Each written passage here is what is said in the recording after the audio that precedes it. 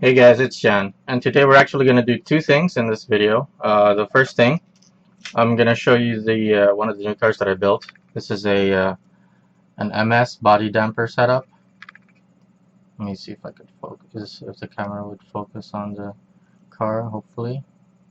It should in a little bit. Yep, this is an MS body damper setup. It's actually long tail, if you look in the back. Yep, and the next part of the video is going to be an unboxing or an unpacking of some stuff that I got from Japan actually. And if you would like to see that, go ahead and watch till the end of the video. But I'm going to be doing this first, and we're going to see what it's like. My plan with this car is actually to convert it to carbon, because this was a prototype that I built, and it ended up doing pretty well, at least for me, the way that it works. So I'm going to cover the way that I built it, and you guys will see the testing at the end of the video when I run it in my own truck.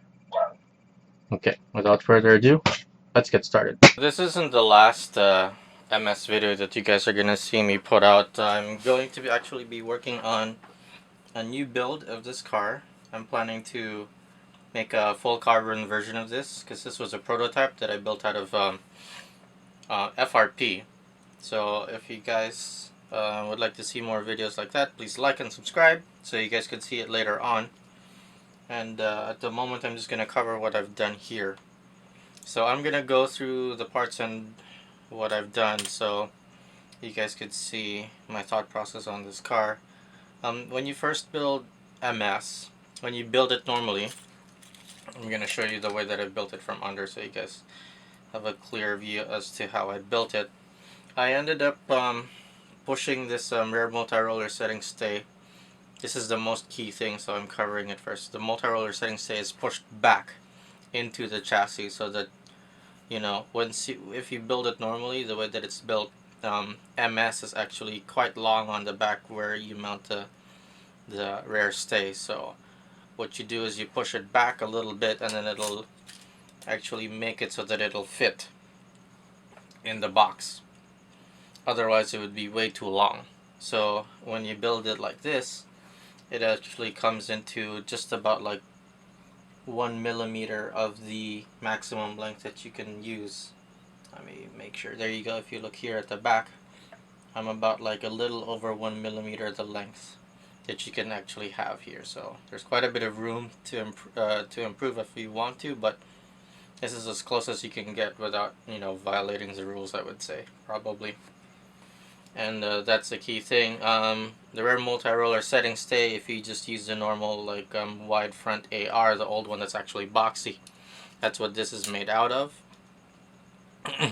That's how you can extend the rear brake so that you're very long. The front is very regular the way that I have it built. The wide rear plate, I ended up just cutting it so that it's not too wide out here. You cut a little bit of room so that the what do you call it, the screw can actually fit on the side here. And what I put was a 3-degree like FRP plate that I've cut and like angled so that it angles the whole plate here. Since this is a prototype, I ended up using just the old 19mm FRP plate, you know, where there's only one mount on the side. It only lets you mount a 19mm. On the carbon version that I plan to do, like in the future, it's going to be a full build. Please stay tuned for that. It'll be I'm going to be using the 19 and 13 that I'm going to be harvesting from an old car, the first prototype of my FMS2. I'm actually going to take this apart and then harvest some parts out of it to build the new MS car that I'm planning to build.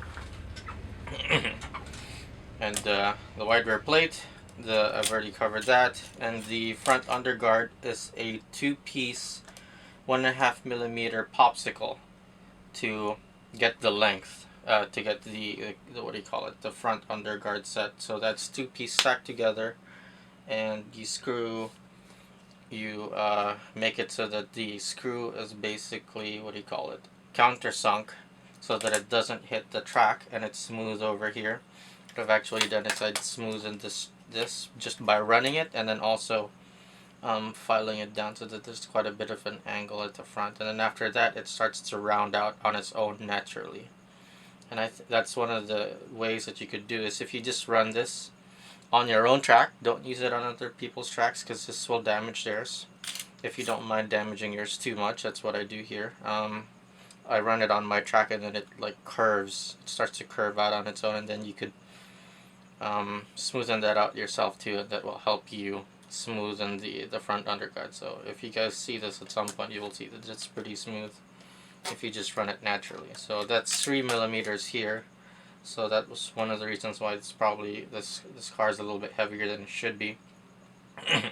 And now we're gonna go cover the rollers. I chose to go 19mm HG on the front with the lightweight drilled holes basically that they had for the front, and these are pretty good because they bite well on the walls, and that's one of the biggest reasons why you want them. And the 19s absorb the impacts of the, what do you call it, the junctions in between the tracks. So if there's like a wall right here and then there's a gap, it absorbs the impacts if there's any difference in height. If this side's a little bit too high or this side's a little bit too high, it absorbs the impact much better than, let's say, a 13 or a 9mm or an 8mm or something like that.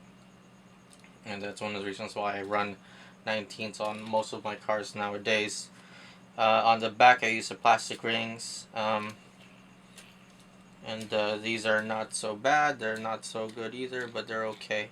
And the plastic rings are there so that you have like a smoother time. These have less resistance technically because of the plastic, in addition to having like a good 520 once I get them, because I will replace these at some point. And that's what the 19 plastic rings are for in the back. So the other than the length, the biggest thing that you have to worry about on MS is making the body damper correctly. So I'm going to show you guys how I built the body damper so that you guys could, in essence, like if you want to copy it, you know, it's not that hard. So this was built using approximately 1, 2, 3, 4, 5 pieces of what do you call it, popsicles, FRP popsicles. So if you want to do carbon, you're gonna have to get at least like 3 packs of carbon in order to build those. In order to build the body damper setup. We'll do that in the video. There will be a full build video, so you guys will see that too. That's just like my FMS2 full build video. Or I plan to do like quick links too, so if you guys want to refer to a specific section, you guys can do that. So the first thing that you want to do when you're building this type of setup in terms of cutting is to cut out the center of the motor catch here. Cut this part out. It's hard to tell. You guys can see it where I've cut out. There should be what do you call it, attaching structures that go from here to here and then more in the center. What I ended up doing was cutting it off from the first link here and the last link here, and then cutting everything out from then on, and then cutting this bit off as well too, because there's one supporting link of plastic from here that goes up to right about where the motor is right here, and that's how I've cut it off. That allows you to drop the mass dampers right on the motor, and that's the reason why you're dropping it on the motor, is the motor's at the center of the chassis.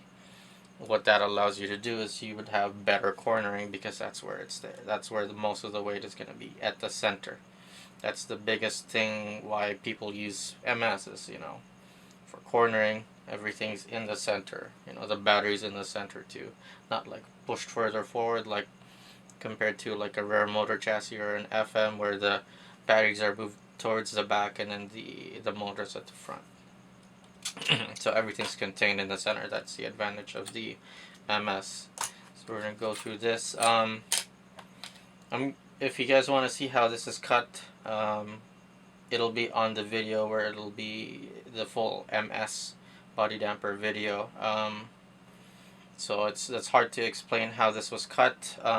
This was a full piece. There's the 2 holes here that are normally made. I'll give you guys some reference as to what it's supposed to be like.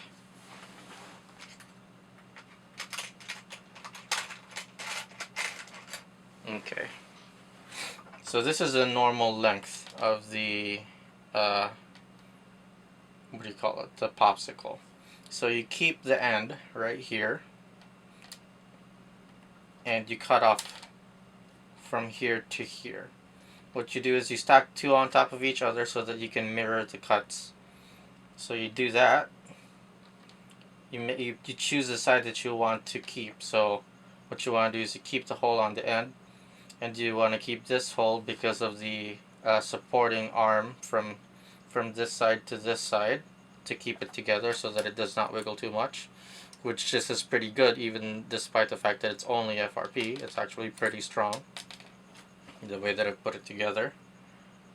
And what you do is you cut off this hole and this hole, and then you cut off the edges of those holes too. So what you're left is you have room for the body damper to go around the, what do you call it, the battery catches over here, so that it does not interfere that, and it drops all the way down to the motor. And for this one, what you do is you just cut the 19 off. You know, the hole where the 19 millimeter rollers are supposed to drop, are supposed to go. You want to cut that off right at the edges. So here, let me slip this under the body so you guys could see where the holes line up. There you go. You cut off the 19s, the 19 millimeter holes where they're supposed to go, and that's all you really need to do. You use that, and then you mount that in the center over here, and that's how it's gonna go. Over on the body catch, this one's a little complicated. So what you gotta do for you to properly get the right length is for you to cut one popsicle like this, and then you cut it at 2 halves. You cut from this hole right here. You cut from this hole right here. Let me stop this from wiggling, it's bothering me. You cut from this hole right here and to this hole. And then for the other side, you cut from this hole and leaves this other hole from here as well too, so that you can use both of those ends. And then that's how I ended up building the catch over here.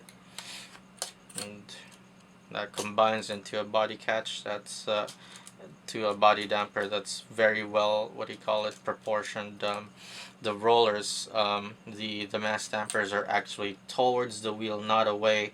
I've seen people build their MS body damper where the damper reaches all the way over to the front right here. You know, people build the lazy way. I've seen it done and I don't like it. People should stop doing that because the physics is all wrong. That's not the way that you should build the damper for MS. Where the mass damper arm reaches all the way to the front, drops here, right? They drop here, and then they put the mass damper on the back. Don't do that. That's dumb. Your weight is not supposed to go here on the back. It's supposed to go over here. Okay? You can do that if you want to, but your MS body damper is not going to be as good as this one. I can tell you that much. Alright guys, so I am going to put this back together and we could weigh it. Okay, so what we're going to do is put the full race weight that I'm actually going to use most of the time for this car, especially if I'm going to do speed tech. At the moment I only have a light dash because I'm planning only to really run a light dash mostly into this car, and the maximum that I would run is like maybe a hyper dash, so you won't need you know, a lot of mass dampers. So the funniest thing I see is when people put a, you know, like a setup like this. You know, that's why I left the weights like this, so you guys could see exactly what I mean. When people post their setups on Instagram or Twitter or Facebook, stuff like that, and they show it getting weighed, right? And they put like 4 pieces of mass dampers. This is my favorite part, when they put like 4 pieces of the bowl type, right? Of the bowls, like this one, it's shaped like this. You guys can see it's curved. They put 2 here in the back and then 2 here at the front. And of course it's gonna weigh like 109 grams or like 100 grams or something. It's because you're not weighing the full car. you're not giving the full proper weight of the car, so you're basically hiding the correct information that you want. So I don't see the point in people like posting pictures like that, because they're basically hiding information. Even then, technically, you can basically just, do your own math, find the true weight, because like you could see the setup of the car and say, okay, those aren't enough mass dampers that you're putting on. So, really, whenever people post pictures like that, I laugh. I just laugh to myself. I'm like, ugh, this guy obviously doesn't know what he's doing, or he doesn't want to share his information. So let's see. I just added some more weight. So I'm using the bowl shaped one right here, and then the cylindrical shaped one right there, and then the one that's shaped like a pancake. So that's what I would run most of the time with this car in terms of weight. And let's see if we could put some stuff over here on the car that can offset the weight. Okay. Or I could actually use as a platform. Turn it on. You should be self-tearing. Yep. So that's a full race weight that I would run, so you guys could see. You see how heavy this car is. This isn't a light car. Alright, see? 128.9 grams. So I'm not ashamed. I know that my car isn't that light, even though it's MSL. I didn't do a lot of chassis cutting so that I could lower the weight. If you actually look, I didn't trim anything around here to lessen the weight, because in my opinion this is just a prototype. The most important thing whenever you do prototyping is to see the fit, not how much weight you can minimize the car to. If you really want to do a full build, go carbon, and then that's when you can start cutting it so that you could minimize the weight. In addition to that too, when you go with carbon, the car is going to be lighter in addition to being stronger. So once you really want to go serious with the setup, you run it with FRP first, in my opinion, so you could check it before going down the hill and just like running full carbon and finding out that your car isn't gonna run correctly. So 128.9. So it's a heavy car, but I don't think it's that much gonna be of an issue once I convert it over or build a new one. I'm actually gonna build a new one. It's gonna be full carbon. And that's it, guys. That's it for the overview of the car, and we're gonna go test it now on the track. Okay, so before I run the MS, I'll just show you the track. I'm gonna start there into the lane change area, slope up, and then it's gonna be a slope down here. But on the two outer lanes, I have two mini jumps. So those that have issues running the mini jumps, I'll show you guys. It's not that hard. Okay. So I'll run this before the Astute MS.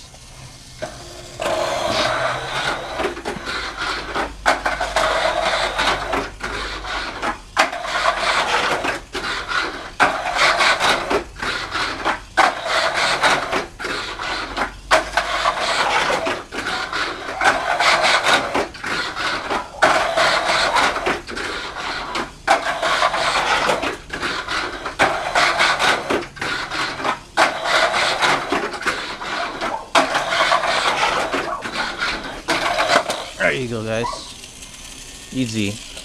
12 laps.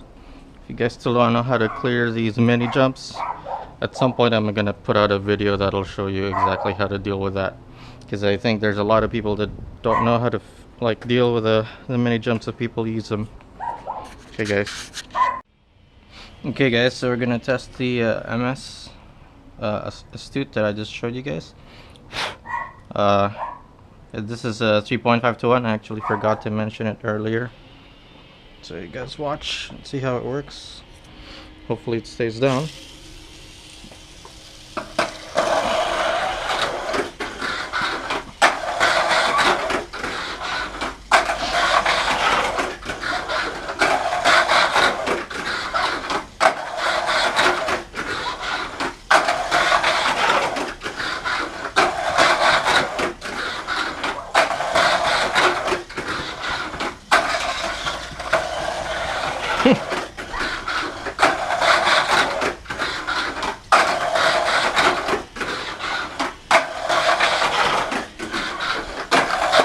There you go, guys. 12 laps. And that's my overview of the MS body damper Astute. Okay guys, so this is the package that I got from Japan. It's a shirt from Next. There's actually two packages. The other one I have no idea what it. Well, I have an idea what's in it. It's a I know it's a mug. You see there it is again. Is one of his drawings. This one doesn't have me shaved, but it has a hat. This one is a shirt. It's a Gundam reference shirt. It has my hat and my, what do you call it, my mustache going on right there. I'm not sure what it says on the shirt, but I guess she'll tell me at some point, so I'll ask about that. It even has me throwing out the peace sign right there. So I'm gonna switch to this shirt, and then we're gonna open this box. Okay, so through movie magic, I have now switched to the new shirt. Let's see if you guys could read that. This wind, this sensation, this is war. From Rambarol. I'm actually not sure where the quote is from. I looked it up and it looked like, what do you call it? It looked like the quote came from one of the Gundam games. So I don't really play as much Gundam games, but I actually do watch a lot of the animes. I've been watching the new one, Iron-Blooded Orphans, and that one's pretty good. But this isn't a Gundam show. Although this is an awesome shirt. It actually reminds me of the Che Guevara shirt. If you guys know that guy, there's all these shirts everywhere that people wear where it looks like the way Rambarol is posed right now, and it reminds me of the Che Guevara shirt. So actually, it looks pretty cool. I might wear this. It's refreshing to wear a white shirt, guys. Almost all the time you're gonna see me wear a black shirt, but this fits pretty well. I don't look too fat in it, you know. That's one of the things I worry about. Well, I gotta lose some weight anyway. So we're gonna unbox this mug. This should have an item number. Let's see if it would focus properly. Come on, there you go. Item number 67019. It says made in Japan, and I tried my hardest not to look it up, so I've had this for a week and I wanted to open it in front of the camera to see it, so you guys can see how I react, but honestly don't really know what's in it, so I'm gonna see. As you can see, it should be a mug. Yep, it is a mug. I think if you watched one of the other videos. There, oh, there you go. Yeah, I have my own mug now, Sean. Yep, you're not the only one with the Tamiya mug. Yep, let's see. Let's go through the history. What's cool about this mug is that it has the history of the I think the Racing Mini 4-wheel drive series. Okay. I don't know if it's super current, but it's very. It has the first one. If you guys could, there you go, Hot Shot Jr. If you guys watched the video where they raced the very first Hot Shot and it slowly turned into other cars, I'm sure you guys have seen that. This is the reason why the Hot Shot is first, because it's the first car that they built that's mini 4-wheel drive. So here, hopefully you guys can see that, and then it goes down the list. Let's see. Did it go that way? Or this way? Yeah, it went this way, if I remember correctly. It was Hot Shot. Right? Let me see. Focus. Come on, camera. There you go. It went with Hot Shot and then went down the list to the Fox. Come on. Focus. There you go, Fox. And then it went down the list and then all the way up to the most current stuff. Right here. See the Vanquish RS, Egress RS, Terra Scorcher, Super Avante RS, / Reaper. So it has a lot of that. So now I have my own mug. I actually drink quite a bit of tea, so this will be my new mug whenever I'm drinking tea. Alright, thanks Next again. It's good that you actually watched my videos and you saw how jealous I was of Sean with his mug. Now I have my own. Thank you. And thank you guys for watching videos like this. If you'd like to see more videos, please like, subscribe, and share. Thanks for watching. Go Race.